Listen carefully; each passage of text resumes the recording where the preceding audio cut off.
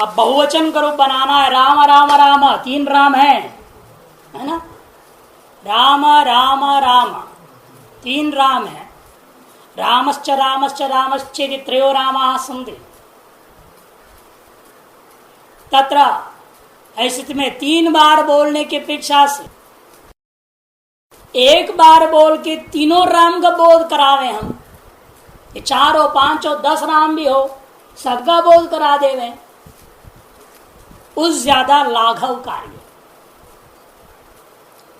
अतएव राम राम राम इन तीन शब्दों को हम क्या करते हैं, स्वरूपाणाम एक शेष एक विभक्त। जो कल आपने सूत्र पढ़ा है उस सूत्र से एक शेष कर लिया जाता है राम शब्द का। राम राम राम इति त्रयः राम शब्दाः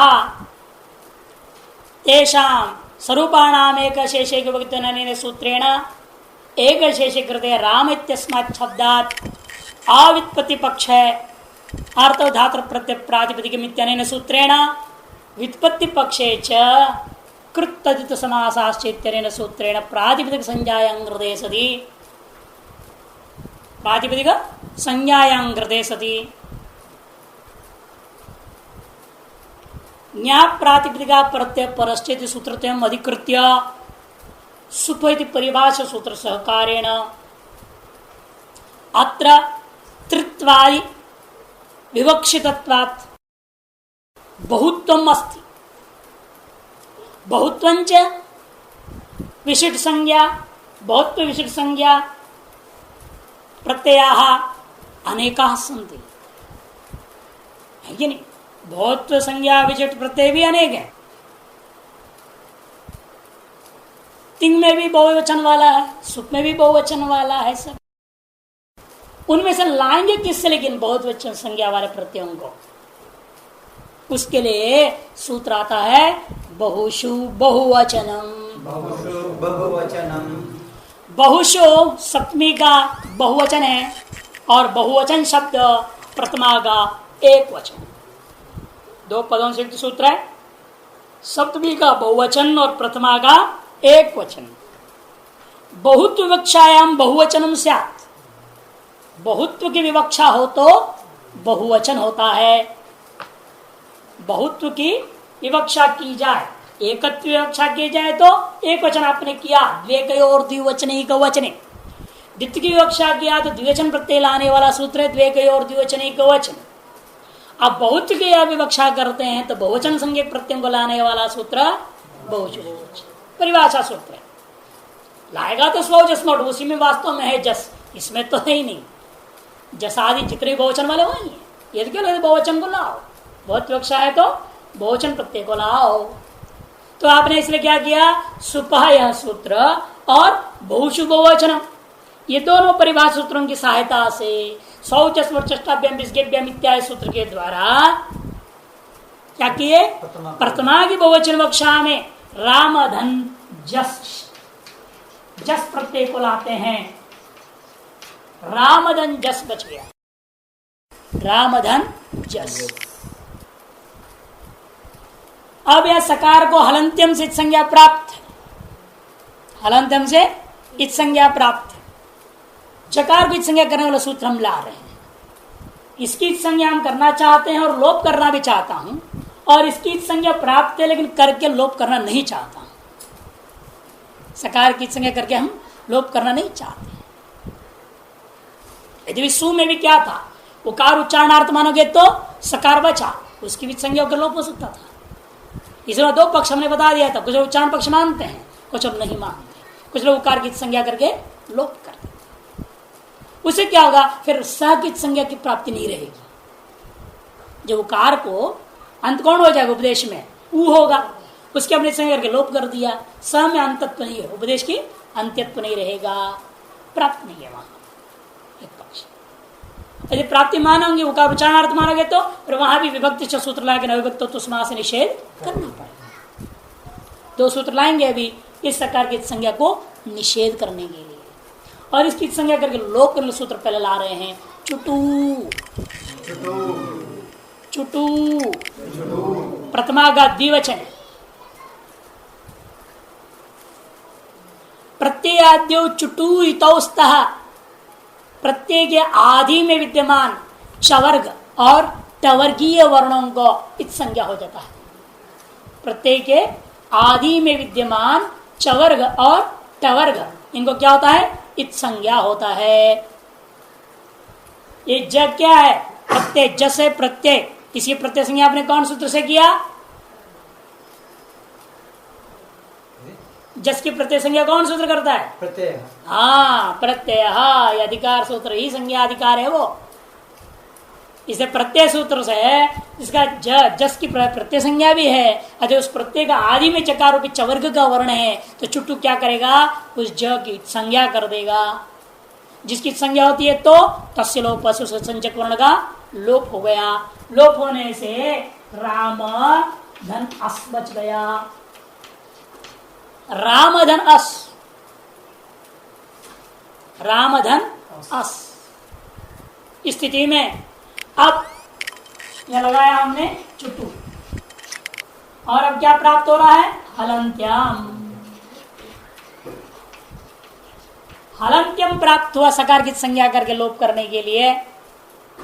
तब उसे बांधने के लिए हमें एक पहले संज्ञा सूत्र करनी पड़ेगी, उसके बाद उसको निषेध करने वाला सूत्र ला रहे हैं विभक्तिश्च।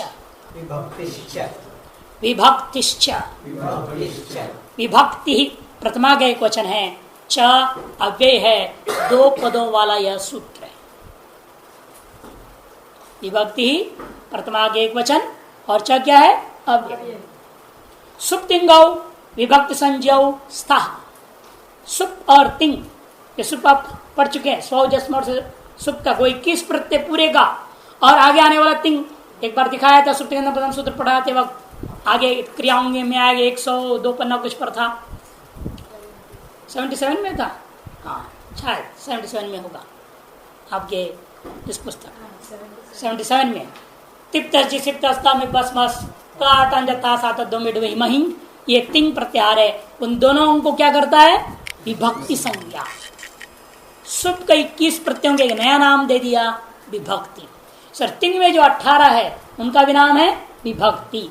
इनमें जो आप देख रहे हैं क्या करना है विशेष काम, वो आगे बताएंगे। ये केवल संज्ञा कर दे रहा है, सुप और तिंग का विभक्ति संज्ञा कर दिया। विभक्ति संज्ञा का तो अनेकों लाभ है, उनमें से एक लाभ अब यहाँ आप देख रहे हैं। केवल यही एक लाभ मत समझिए, और भी कई है। उनमें से एक दिखा रहे हैं, न विभक्तौ तुस्माह। न विभक्तौ तुस्माह। न विभक्तौ तुस्माह। न विभक्तौ तुस्माह। न अव्यय है, विभक्तौ सप्तमी का एक वचन, तुस्माह प्रथमा का बहुवचन। न अव्यय, विभक्तौ सप्तमी का एक वचन, तुस्माह प्रथमा के बहुवचन। विभक्ति स्था तवर्ग समा नेता। विभक्ति में स्थित विभक्ति संज्ञा वाले 21 प्रत्ययों में और 18, 21 सुप हो गया, 18 तिंग हो गया। इनमें दिखाई देने वाले जो तवर्ग के वर्ण है, तू मने तवर्ग वर्ण, और स और म, तीन चीज लिया। तू स म अर्थात 5 2 7, 7 वर्णों की संज्ञा निषेध करता है। 7 वर्णों का इस संज्ञा को यह निषेध कर रहा है। लेकिन कब? जब ये वर्ण विभक्ति संज्ञक प्रत्ययों का अवयव हो तो। विभक्ति संज्ञक प्रत्ययों का अवयव हो तो, केवल यहीं पर नहीं, आप इस सूत्र से भी सुप और तिंग विभक्ति संज्ञा कर रहे हो, लेकिन तद्धित प्रकरण में भी है एक विभक्ति संज्ञा करने वाला सूत्र। अभी आपने सूत्र पढ़ा था, स्वरूपाणाम एक शेष। हाँ नहीं, उससे पहले एक सुपस्त्रीणी त्रीणी एक में क्या है? ये शस प्रत्यय है। कहाँ का? तद्धित का। उस सकार की संज्ञा नहीं हुई क्योंकि इस शस की विभक्ति संज्ञा है। ये सुप्तिंग वाला शस नहीं है, एक अशः, ये शस अलग प्रत्यय है, तद्धित प्रकरण में एक एक करके क्रम से बोले, क्रमशः प्रयोग होता, क्रमशः एकशः पदशः बोलते हैं ना, वो जो शह है वहां भी सकार की संज्ञा निषेध हो गया। यदि वे सुप में नहीं, थिंग में नहीं है, उनकी भी विभक्ति, ते प्राग विभक्ते है, एक सूत्र है, मगर विभक्ति वहां का भी विभक्ति संज्ञा का अधिकार चल देगा तद्धित प्रकरण में। इसीलिए ये नहीं समझना ये जो नवयुक्त तुष्मा जो लग रहा है सुप और तिंग दो ही जगह लगेगा, ये तो वर्तमान के हिसाब से मैं बोल रहा हूं। वास्तव में तद्धित आदि में जहां जहां विभक्ति संज्ञा वाला जो कोई भी प्रत्यय हो, उस प्रत्ययों में रहने वाला तवर्ग सकार और मकारों की संज्ञा जो हलंत्यम से संज्ञा होना प्राप्त है उसको निषेध कर देगा। वर्तमान में हमारे पास सुप है, सुप में जस है, जस के सकार की संज्ञा प्राप्त है, उस प्राप्त हलंत्यम से संज्ञा को विभक्ति संज्ञा सूत्र की सहायता से नयुक्त तुष्माह इस निषेधक सूत्र के द्वारा निषेध कर दिया गया। ठीक है, न विभक्त तुष्मा निषेध हो गया, तो स्थिति क्या रह गई, वापस राम धन अस ही रह गया, सकार का लोप नहीं हुआ। इस स्थिति में आकाश सवर्ण दीर्घ के द्वारा ही आप सवर्ण दीर्घ का आदेश कर सकते थे, रामास रामाहार बन जाएगा, लेकिन उस आकाश सवर्ण दीर्घ को बांधने वाला है अतो गुणे, अतो गुणे। पहले एक बार प्रकरण इसी प्रकार के आया था, अपवाद को पीछे रखा गया, याद है ना, अपवाद को पहले रखा, जबकि नियम क्या है, पुरस्ताद अपवादा अभिनिवेशन्ते, नियम है। और पुरस्ताद अपवाद क्या करते हैं, अनंतरान विधिन बाधन्ते नोत्तरा, वे हमेशा अपने अनंतर सूत्र को बांधते हैं। अब यहां देखिए अतो गुणे का नंबर क्या है, 97, अकहा सवर्ण दीर्घ का नंबर है 101। ठीक, और कल जो सूत्र आपने पढ़ा था प्रथम पूर्व सवर्ण, इसका नंबर है 102। पूर्व में पठित जो अपवाद सूत्र होते हैं वे हमेशा क्या करते हैं, अपने अवैध पर वाला जो नजदीक वाला होगा उसको बांधते हैं, उससे भी आगे वाले को वो नहीं बांध, इसको बांध देते हैं और उसको नहीं बांध सकते। यही चीज आपको कहा देखे थे आप, वो मांगोचक को बांधता नहीं है, एंगी परूपम को तो बांधती है, यानी वहां हमने सब बता दिया था इसके बारे में। प्रस्तादपवादा अनंतरान विधिन बाधन थे, एक परिभाषा बना दिया गया है। जब अपवाद सूत्र को सामान्य सूत्र से पहले रख दी जाती है, अपवाद सूत्र को सामान्य सूत्र से पहले रख दिया जाता है, उसका यही अर्थ होता है कि वह अपवाद सूत्र अपने नजदीकतम समान विषय वाला जो सूत्र होगा उसी को बांधेगा, उससे भी आगे समान विषय कोई सूत्र हो तो उसको नहीं बांधेगा, ये नियम है। इसलिए जानबूझकर पाणिनि इस क्रम से पाणिनि जी ने अपना व्याकरण शास्त्र में सूत्रों को रखा है, ताकि अतो गुणे प्रत्येक पुरुषों को न बाध सके। आकाशरण दीर्घ को भले ही बाध देवे, लेकिन प्रत्येक पुरुष न बाध सके, अतएव अतो गुणे को आकाशरण दीर्घ की अपेक्षा से पूर्व में रख दिया, ताकि परिभाषा प्रस्तादपवादा अनंतरान विधिन बाधन्ते नोत्तरान इसके अनुसार। इसलिए यहाँ क्या हुआ, आप लेकिन सब बोलना ही पड़ेगा आपको। यहाँ क्या प्राप्त हुआ, आकाश और दीर्घ, इसको बाध देता है अतो गुणे।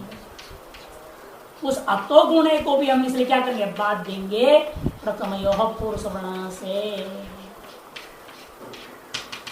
तो क्या हो जाता है, पूर्व का पूर्व कौन है, अ पर है, अ पूर्व पर दोनों अ है, पूर्व वर्ण का सवर्ण कौन है, दीर्घ आ, ये इन दोनों जगहों पर नया एक आ बैठ गया, तो रो हो गया रामास बन गया, रामास हो गया।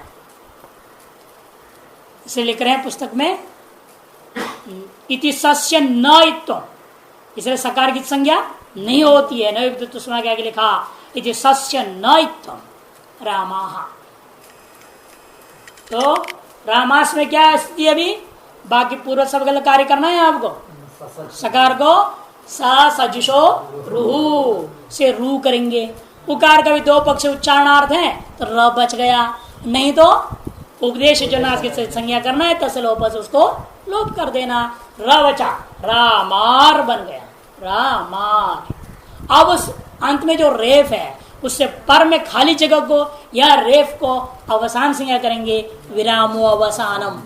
इसका भी तीन पक्ष बता दिया था। विरम्यते अस्मिनिति विराम करके रेफ की संज्ञा कर सकते हैं, विरम्यते अनेनिति विराम, इससे भी आप रेफ की संज्ञा कर सकते हैं जिससे उच्चारण का अभाव कर दिया जा रहा है। अथवा विरमणम इति विराम, वर्ण कर्तृक सत्ता भाव को जब करेंगे तो पर में जो अभाव है कुछ भी नहीं है उसका नाम अवसान हो जाएगा।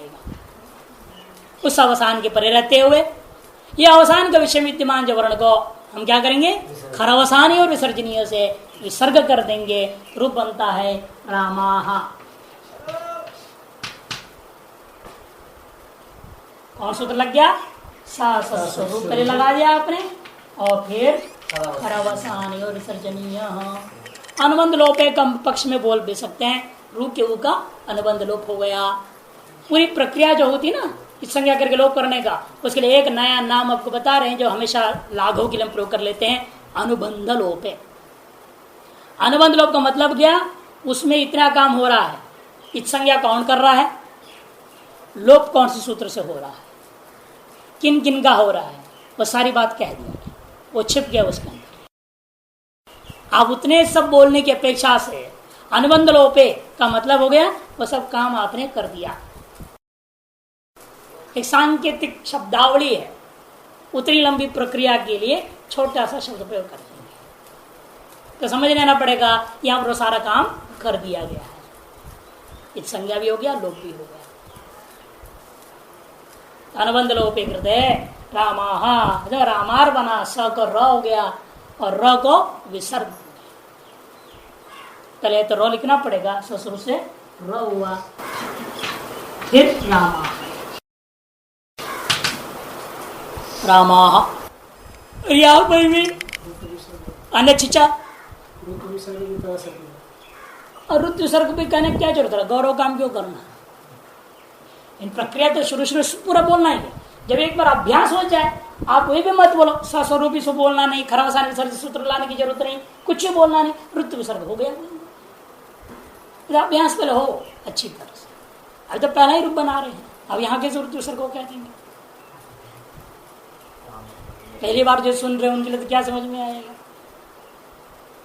इसलिए यहाँ तो पूरी प्रक्रिया बोले, स्वरूप से रू हुआ, उकार का अनुबंध लोप, अभी इसलिए एक शब्द जोड़ दिया है हमने, उकार का अनुबंध लोप कर लो, या प्रक्रिया बोलो, उपदेशना से संज्ञा हुई तस्वीर उसका लोप हो गया, अथवा उच्चारणार्थ मान लेने पर स्वतः निवृत्त हो जाएगा आदेश करते वक्त। ठीक, तो रेफ रह गया, उस रेफ की आपने जो खरवसान पहले अवसान संज्ञा किया, विरामो अवसानम सूत्र से, विराम अवसान से अवसान संज्ञा होने के बाद खरवसान और विसर्जनीय, उस रेफ को क्या हो गया, विसर्ग। और उस विसर्ग को भी आप क्या कर सकते हैं, अनिचिच से दिक्त कर सकते हैं। रामाह ये रूप बनेगा, दो विसर्ग हो जाएगा, अनिचिच सूत्र लग जाएगा। क्योंकि जो विसर्ग है वो होता है शर में, जो विसर्ग है उसको शर प्रत्याहार में भाष्यकार ने लिया है। अट में भी आकार के ऊपर रख दिया, अकारोपरि शरसु चेत्यवाच्यम, अयोगवाहानाम अकारोपरि शरसु चेतिवाच्यम। जो अयोगवाह वर्ण होते हैं, केवल विसर्ग नहीं, समस्त अयोगवाह वर्णों को भाष्यकार ने कहा अयुण सूत्र में आ के ऊपर ई से पहले अर्थात अ और ई का बीच में अयोगवाह वर्णों को स्वीकार करना चाहिए। प्रक्रिया के लिए पाठ करते हुए नहीं जोड़ के पाठ करोगे, वहां पे अयुण में केवल प्रक्रिया के लिए उन्होंने कह दिया अकार और इकार के बीच में अयोगवाह वर्णों को संग्रह करना और शर प्रत्याहार में भी ले लेना। दो जगह ग्रहण करने के लिए कहा अयोगवाह वर्णों को। उसका लाभ क्या हुआ, जो शर में है वो खर में भी है, यर में भी है।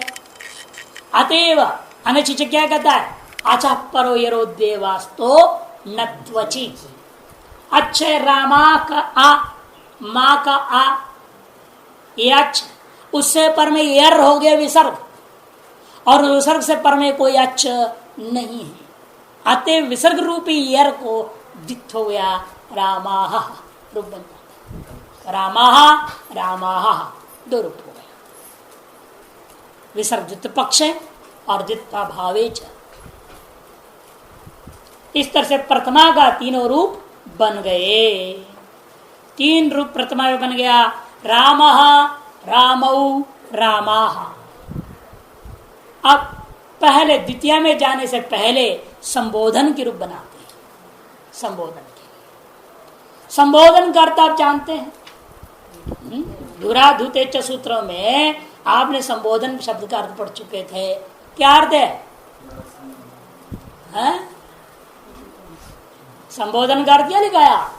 प्रत्यभिमुखीकरणम संबोधनम, प्रत्यभिमुखीकरणम संबोधनम।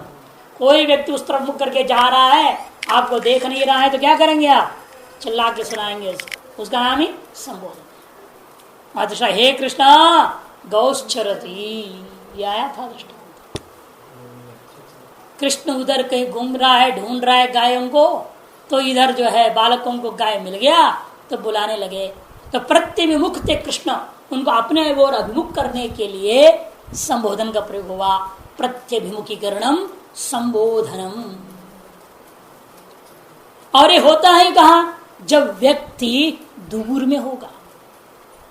और दूर का भी अर्थ लिखा दिया, स्वाभाविक उच्चारण अबोध्यमान सती विशेष यत्न पूर्वकोच्चारण बोध्यमान देश यस्मिन् तद्दूरम।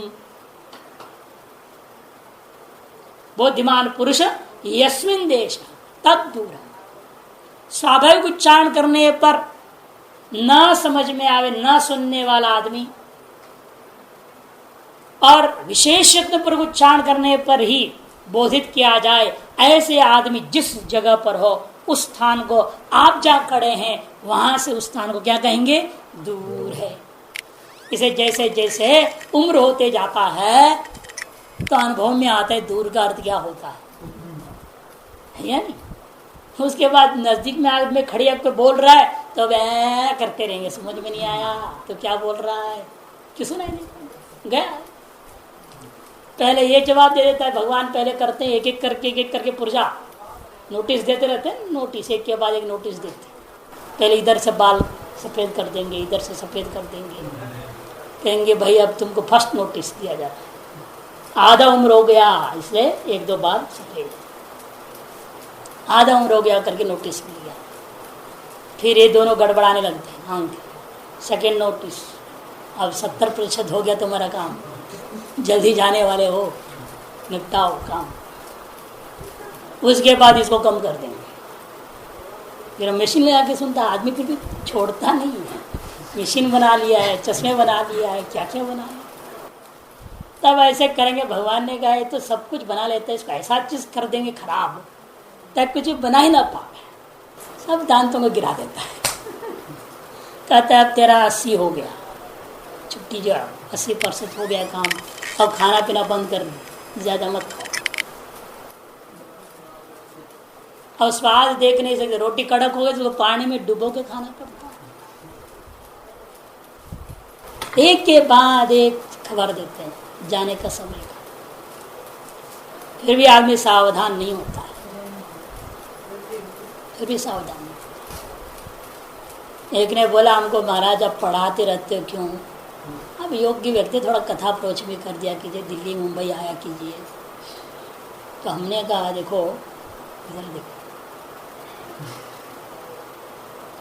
इधर देखो उड़ गया ना,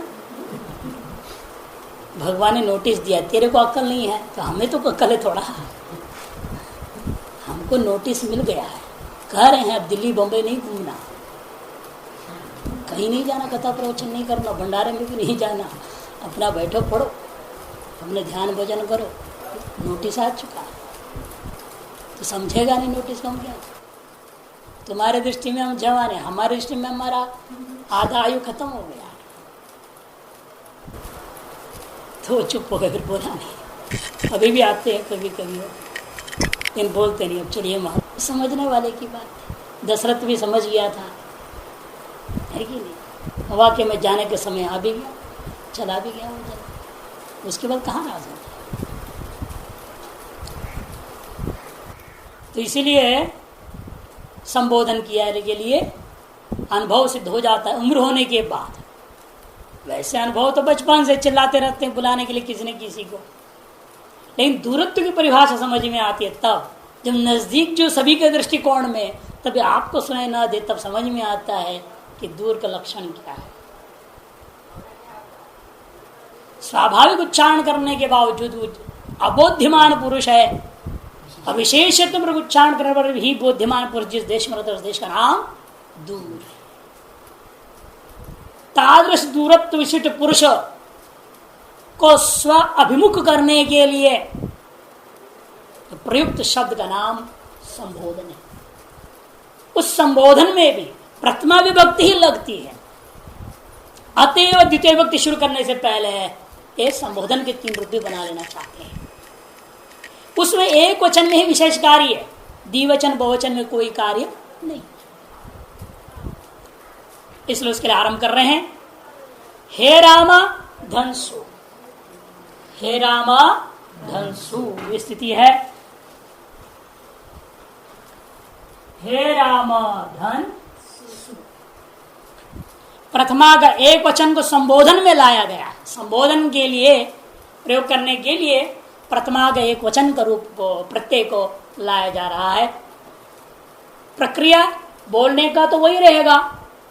हे राम इत्यस्मात् शब्दात् अवित्पत्ति पक्ष है अर्थ धातु प्रातिपदिकम इत्यनेन सूत्रेण व्युत्पत्ति पक्षे च कृते समासाश्च इत्यनेन सूत्रेण प्रातिपदिक संज्ञायां हृदय सति ज्ञाप प्रातिपदिकात् प्रत्यय परस्थिति सूत्रत्रयम् अधिकृत्य सुपः द्वेकयोर्द्विवचनैक वचने यदि सूत्रद्वय परिभाषा सूत्रद्वय सहकारेण सौजस्मोर्चष्टाभ्यां बिस्गेभ्यां बिस्गसिभ्यां इत्यादि विधि सूत्रेण संबोधने प्रथमायाः एकवचन विवक्षायां सति सु इति प्रत्यय जाते हे रामदंसु इत्यवस्थायां एकवचनं संबुद्धि।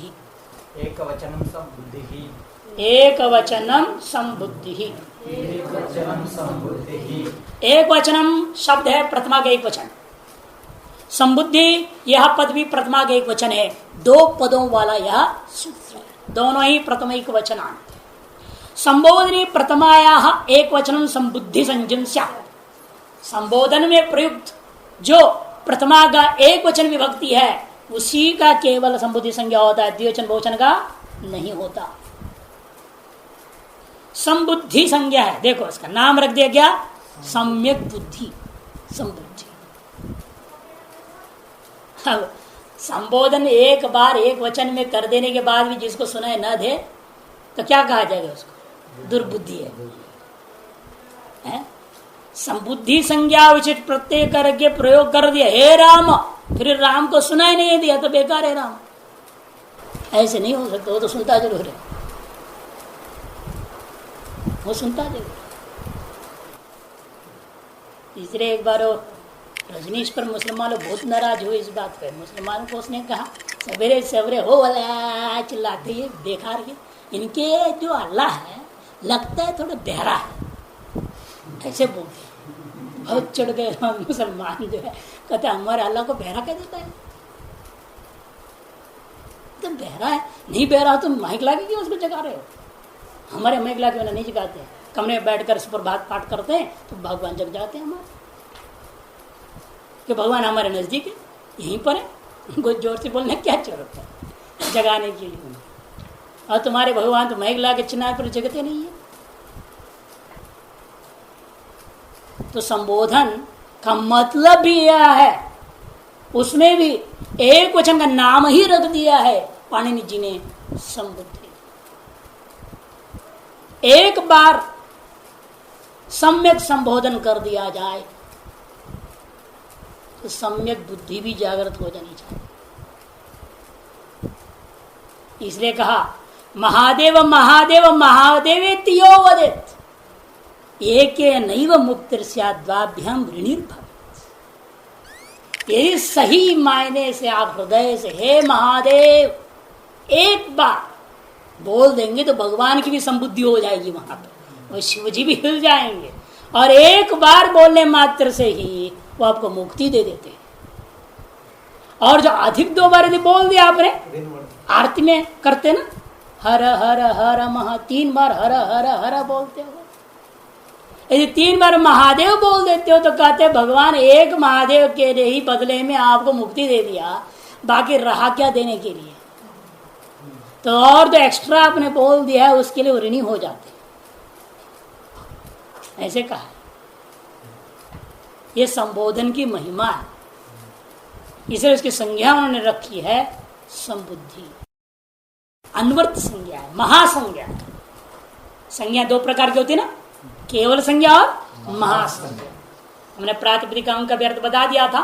जितने भी इस प्रकार संज्ञा, विभक्ति, विभक्ति का अर्थ भी समझ लो, विशेष अवयव इत्यर्थ। भक्तिस्तु अवयव, भक्ति शब्द का अर्थ है अवयव।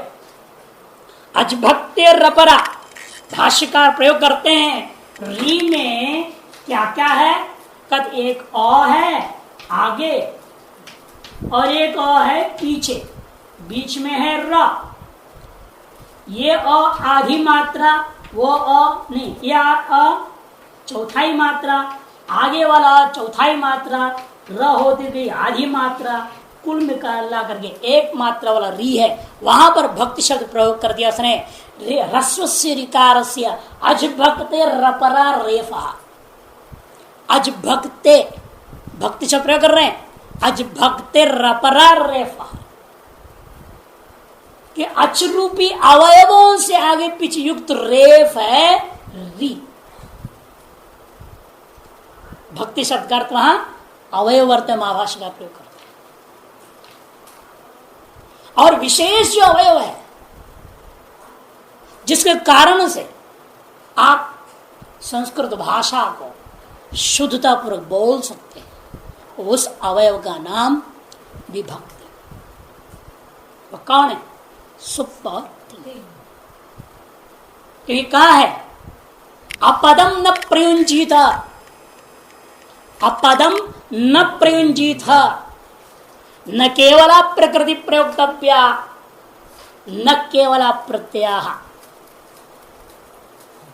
न केवल प्रकृति प्रयोक्तव्या, केवल प्रकृति का कभी प्रयोग नहीं करनी चाहिए व्यवहार में बोलने के लिए वाक्य में, न तो केवल प्रत्यय का प्रयोग करना नहीं चाहिए क्योंकि वो अपद है। केवल प्रकृति की भी क्या है? अपद है।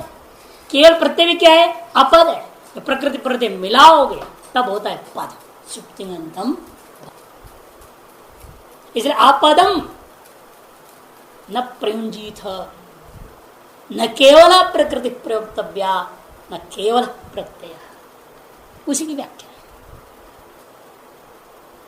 अतएव पदत्व की सिद्धि किससे होता है? सुप और तिंग से। अर्थात सुप और तिंग रूपी विशेष अवयव ना हो तो पद ही नहीं बन सकता। अतएव सुप तिंग का नाम रख दिया विशेष अवयव अर्थात विभक्ति। और इसलिए भी उसका नाम विशेष अवयव है। प्रकृत्यर्थ प्रत्यार्थ कौन प्रधान है पूछा भाष्यकार से, तो भाष्यकार प्रकृति प्रत्यार्थयो प्रत्यार्थमेव प्रधान, प्रत्यार्थ ही सदा प्रधान। कहते प्रकृति क्या? राम राम राम राम राम राम राम, सब राम। 21 बार राम आता है लेकिन प्रत्यय अलग अलग अलग आ रहा है। और प्रत्यय का अर्थ क्या है? अलग अलग हो रहा है। कोई एक वचन है, कोई द्विवचन है, कोई कर्ता अर्थ में, कोई कर्म अर्थ में, कोई करण अर्थ में है। यदि प्रत्यार की प्राधान्यता नहीं करोगे तो प्रकृति अर्थ प्रधान हो जाए, प्रकृति शब्द का समान हो। इसलिए भाष्यकार कहते हैं प्रकृति प्रत्यार्थयो हो प्रत्यार्थम एवं प्रधानम। इसलिए प्रत्यय का नाम इन्होंने क्या रखा? विभक्ति। सुप्तिंग प्रत्यय का नाम विभक्ति। इसे संबोधन में जो महत्व है प्रत्यभिमुखीकरण का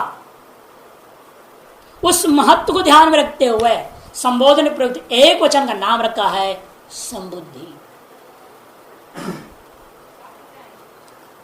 महामंत्र में इसलिए देखो, हे राम राम राम हरे हरे, हे राम ऐसा नहीं बोला मंत्र में, द्विवचन नहीं। हे रामा बहुवचन नहीं है। वेद में भी इस एक वचन संबोधन को महत्व दिया मंत्र सिद्धि में, इसलिए इस एक वचन का नाम संबुद्धि। सम्यक ज्ञान प्रदातृत्व इसके अंदर है। बुद्धि शब्द कर गया बुद्धिस्त ज्ञानम, हम नैयायिकों ने बुद्धि ही बोल दिया। ज्ञान के लिए क्या शब्द प्रयोग कर दें? 24 गुणों में बुद्धि है ना, बुद्धि बोल। संबुद्धि मैंने सम्यक ज्ञानम जायते अस्मात् सा संबुद्धि। सम्यक ज्ञान जागृत हो जाता है जिसके माध्यम से। देखो विलक्षणता है, यह प्रत्यय तो लोप हो जाएगा। हे राम सुगायब हो गया, प्रत्यय लोप हो गया, लेकिन लुप्त प्रत्यय का अर्थ इस प्रकार से निहित है अवशिष्ट प्रकृति के अंतर्गत कि आपको सम्यक ज्ञान प्रदान कर। कलि संतरण मंत्र कहते हैं, कलि संतरणोपनिषद एक उपनिषद ही है, कलि संतरणोपनिषद। उसी उपनिषद में मंत्र आया, हे राम राम राम हरे हरे, हे कृष्ण कृष्ण कृष्ण हरे। कलयुग में कली के सकल कल्मशों से संतरण करता हुआ ज्ञान विषय प्रदान करते मोक्ष की ओर ले जाने वाला मंत्र महामंत्र। अतः संबुद्धि का अर्थ सम्यक ज्ञान भी, इसलिए एक वचन के ही नाम रखा संबुद्धि, द्विवचन बहुवचन का नहीं। कि वेद ने भी संबोधन में द्विवचन बहुवचन को मंत्र में प्रयोग नहीं किया, आवश्यकता नास्ति। एकमेव मुक्ति से, एक नहीं वो मुक्ति से द्वाभ्यम ऋणिर्भवे जब बोल दिया है, तो एकत्व का महत्व। अतएव एक वचनम संबुद्धि, संबोधने प्रथमाया एक वचनम संबुद्धि संजन स्यात्। इस सु का नाम रख दिया इन्होंने संबुद्धि। नाम रखने का फल क्या है? सु का वो अनुबंध लोप हो गया, उच्चारणार्थ था, चला गया, तो चला गया तो सा बच गया, हे रामदन सा। इस अवस्था में देखिए अगला एक सूत्र जो है लोप करने वाला सूत्र, उसको लगाने पहले एक अंग संज्ञा करने वाला सूत्र है। यस्मात् प्रत्यय तदादि प्रत्ययंगम, यस्मात् पंचमी का एक वचन है, प्रत्यय विधि प्रथमा का एक वचन है, तदादि प्रथमा का एक वचन है, प्रत्यय सप्तमी का एक वचन है, और अंगम प्रथमा का एक वचन। पंचपदी सूत्र 5 पद यहां। यस्मात् पंचमी एक वचन, प्रत्यय विधि प्रथमा एक वचन, तदादि प्रथमा एक वचन, प्रत्यय सप्तमी एक वचन, और अंगम प्रथमा का एक वचन। यह प्रत्ययो यस्मात् क्रियते तदादि शब्द स्वरूपम तस्मिन् परेव अंगम स्यात्। जो प्रत्यय जिससे किया जाता है, वर्तमान में आपने क्या किया है? सुप्रत्यय किया है ना। यहां आपने सुप्रत्यय किया किससे? हे राम से किया। यह प्रत्यय सुप्रत्यय, यस्मात् माने हे राम शब्द, यह प्रत्यय माने सुप्रवर्तमान में घटा रहे केवल, ऐसे ही सब जगह बाद में जहां जहां संज्ञा करनी सब जगह बोलना पड़ेगा। सुप्रत्यय किया गया है जिससे, किससे किया? हे राम शब्द से। वह हे राम शब्द है आदि में जिसका। ये मान लो कोई और समूह भी होता तो, ना हो तो कोई बात ना, यहां तो नहीं है तो व्यपदेश भाव। जैसे देवदत्त से गए पुत्रा शैवादि से मध्य शैवांत, देवदत्त का एक ही पुत्र है तो वही क्या है? ज्येष्ठ पुत्र है, वही मंजला पुत्र है, वही कनिष्ठ पुत्र है। यथा तद्वत यही आदि है, यही अंत है, मध्य समुदाय का, ऐसे मान लीजिए। ये इसलिए कहना पड़ता है, वास्तव में तदादि जो कहा गया है वो स्य प्रत्यय के लिए, वह है आदि में जिसका लेना। जैसे आगे करते हैं ना स्यादि नुमर्तम, इसलिए क्या क्या है स्यादि नुमर्तम। जैसे ज्ञान शब्द में ज्ञानंदन ई है, ज्ञानानी बनाओगे ना आप, नुम हुआ है ना, यहाँ आपने ज्ञान शब्द से शस लाया है, शी लाया है, ज्ञान शब्द से तो प्रत्यय हुआ, ये तो बीच में आ गया। अब इसको दीर्घ कैसे करूंगा, इस प्रत्यय का प्रत्यय हुआ, इसको दीर्घ नहीं कर सकता। जैसे भू है, शप है, ये है, इसको निमित्त करके यहां कोई कार्य नहीं होगा। और इससे ती तो आया नहीं, और यहाँ कहीं दीर्घ आदि करना पड़ेगा तो क्या होगा, तो दीर्घ ही भवानी मम्मी में ले लो तो पता चलेगा। यहाँ दीर्घ करते ना, इसको कैसे दीर्घ करो, इसे प्रत्यय किया है क्या आपने, इससे आपने मिप लाया कि शब्द से मिप लाया, फिर इसके अनुसंज्ञा कैसे होगा। इसे कह दिया यह प्रत्यय जिससे किया गया है वह है आदि में जिसका, किसके आदि में है, औ के आदि में, ऐसे समुदाय का भी अनुसंज्ञा होगा। इसलिए कहा भाष्यकार की पंक्ति है तदादि ग्रहणम स्यादि नुमर्तम,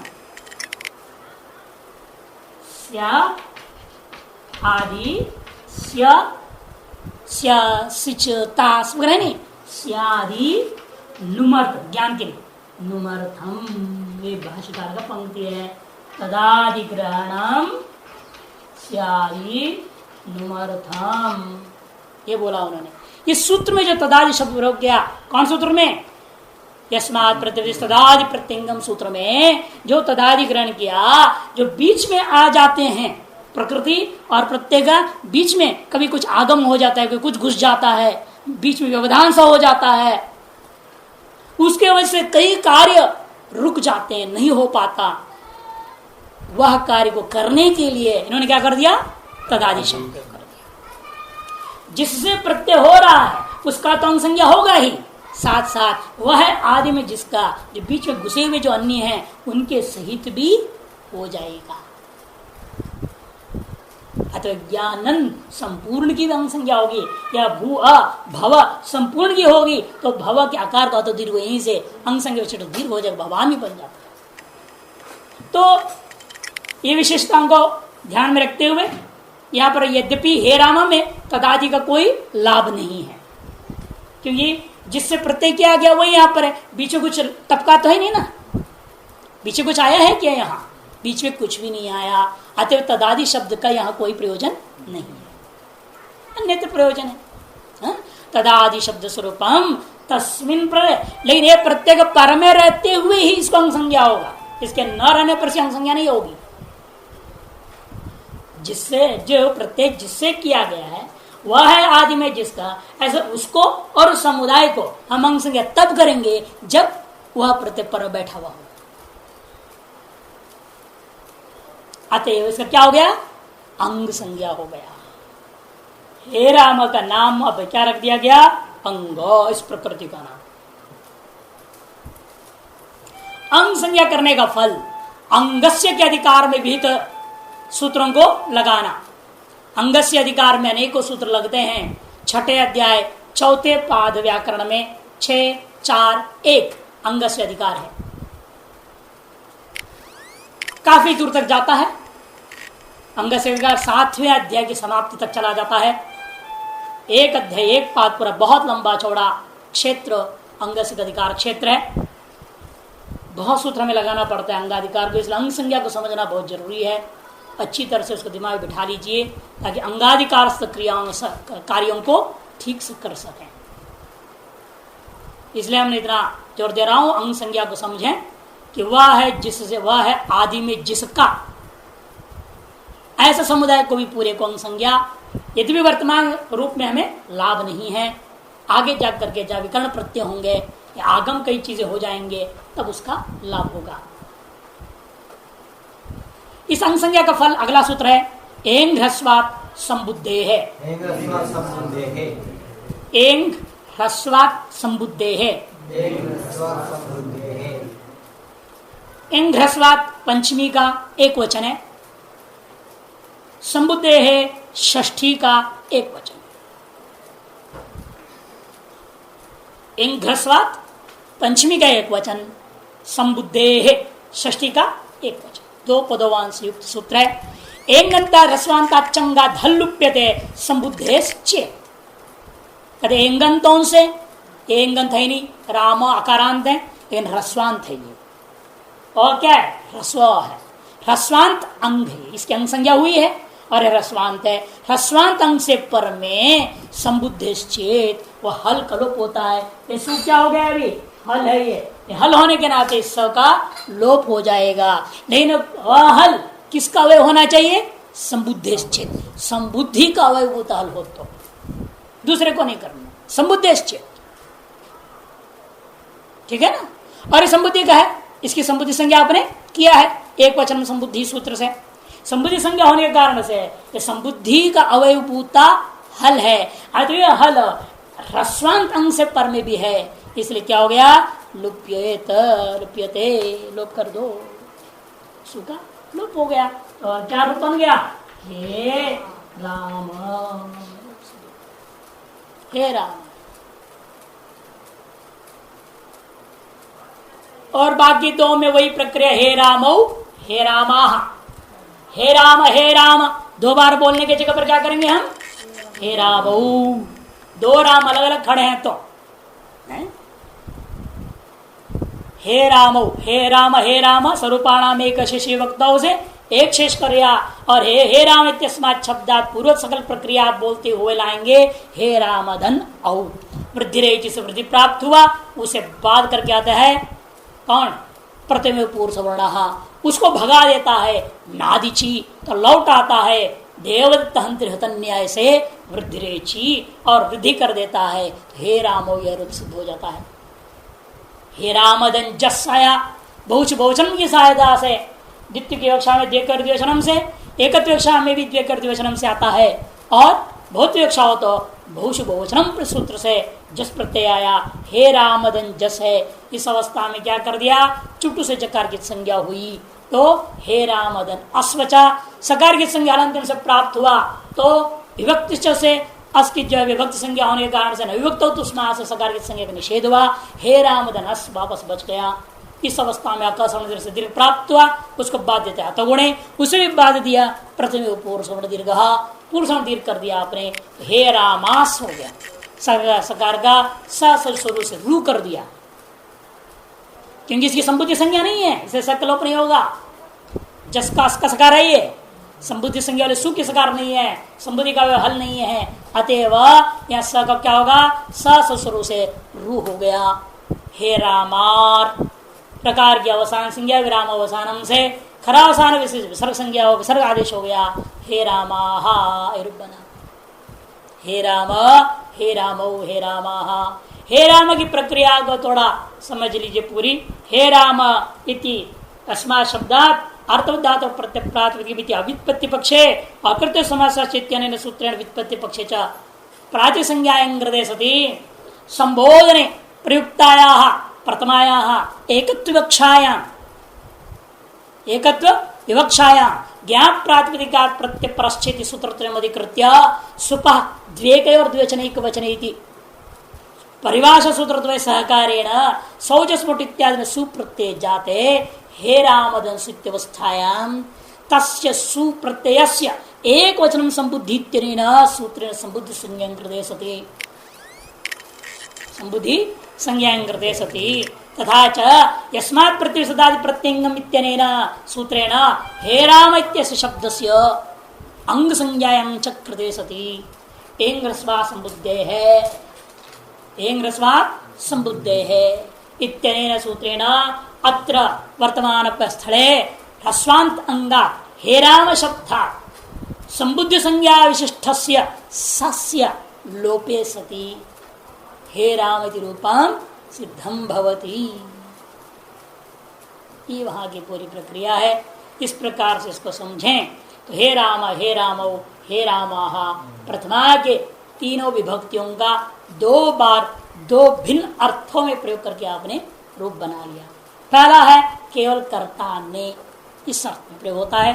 कर्तृत्व अर्थ में है, ने में प्रयोग होता है, हिंदी वाला जैसे ने, उसने, राम ने, एक राम ने, दो राम ने, बहुत रामों ने, इस अर्थों में राम रामौ राम। और इन्हीं को जब संबोधन प्रयोग करते हैं तो हे राम हे रामौ हे राम। अब द्विवचन आरंभ होता है, द्वितीया, द्विवचन द्वितीया, द्वितीया का एक वचन है। द्वितीया का एक वचन में क्या प्रत्यय आएगा? अम प्रत्यय, सु औ जस, अम औ शस, यही है ना, तो अम प्रत्यय आएगा। राम धन अम, यह अवस्था है, राम धन अम। इस अवस्था में प्रक्रिया वही है सारा बोलने का, राम धन अम प्रत्यय, इतना ही कहेंगे हम। प्रथम द्वितीया का एक वचन विवक्षा, द्वितीयायाम एकत्व विवक्षायाम सति, ये बोलना राम धन अम। पूर्वत्या पर अकः सवर्ण दीर्घ प्राप्त हो जाता है, अकः सवर्ण दीर्घ यह प्राप्त होता है। अब उसे बाद करके आ गया अतो गुणे, अतो गुणे, अकः सवर्ण दीर्घ, इसको बात कर रहा है कौन? अतो गुणे, पर रूप आदेश करने के लिए बोल रहा है। अतो गुणे पर रूप आदेश करने के लिए बोल रहा है। उसको भी बाद के कौन करेगा? प्रथमे हो पूर्व सवर्ण लगा सकते, प्रथमा द्वितीय और अच्छी बोला ना उसने, प्रथमा और द्वितीय दोनों का अच्छ को लेकर के अक्ष पर में अच्छो तो दोनों में क्या कर सकते हैं? प्रत्यय पूर्ण सवर्ण से पूर्व सवर्ण दीर्घ आदेश करना प्राप्त हुआ।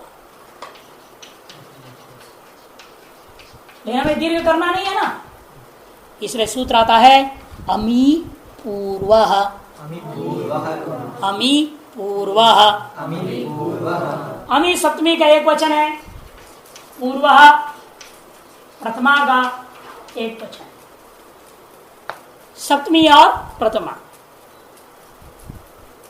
अकोम्यचि पूर्व रूपम एकादेशस्य, अकोम्यचि पूर्व रूपम एकादेशस्य, अको अक से पर में अम्यचि माने अम संबंधी अच्छो, तो अम संबंधी अच्छ होने पर अक से पर में अम संबंधी अच्छ होने पर पूर्व पर के स्थान में क्या होगा? पूर्व वर्ण के अम, म क्या कर क्या है? अक है, और ये क्या है? अम संबंधी अच्छ। इन दोनों के स्थान में पूर्व रूप यानी पूर्व वर्ण के सदृश वर्ण आदेश हो जाएगा। ध्यान रखना, पूर्व रूप का मतलब है ना कि पूर्व के वर्ण को बिठा दिया। पहले भी बता चुका हूं कि पूर्व वर्ण में स्थानित्व धर्म विशिष्ट अवर्ण है वो, और हमें क्या करना है? पूर्व वर्ण का रूप मने सदृशम, पूर्व कर देने का मतलब पूर्व में मिला देना, ऐसा अर्थ लोग कर देते हो, गलत। पूर्वस्य सदृशम, सादृशता वर्णकृत धर्मकृत नहीं, वर्णकृत सादृशता, क्योंकि ये यहां है अ और आदेश में कर रहे अ, बस इतने में सादृशता। वो अ में स्थानित्व धर्म है, इस अ में आदेशत्व धर्म, दो भिन्न धर्म वाला है। इसे धर्म की सादृशता नहीं लेंगे हम, धर्मी मात्र की सादृशता। पूर्व की सदृशता माने पूर्व वर्ण के धर्मीकृत सादृशता है, धर्मकृत सादृशता नहीं लेना है। अतएव पूर्व में धर्मीता आकार, उस आकार की सादृशता हम इस अ में ला रहे हैं, लेकिन उसमें रहने वाला स्थानिक धर्म को छोड़ देंगे और इसमें हम आदेशत्व धर्म को स्वीकार करके आदेश कर देते हैं। तो क्या हो गया? राम भल हो गया और अ पर में म बच गया। लेकिन यहां इस प्रक्रिया से पहले थोड़ा ध्यान से उतर गया बोलने में, अम के मकार की संज्ञा प्राप्त है हलंत्यम से।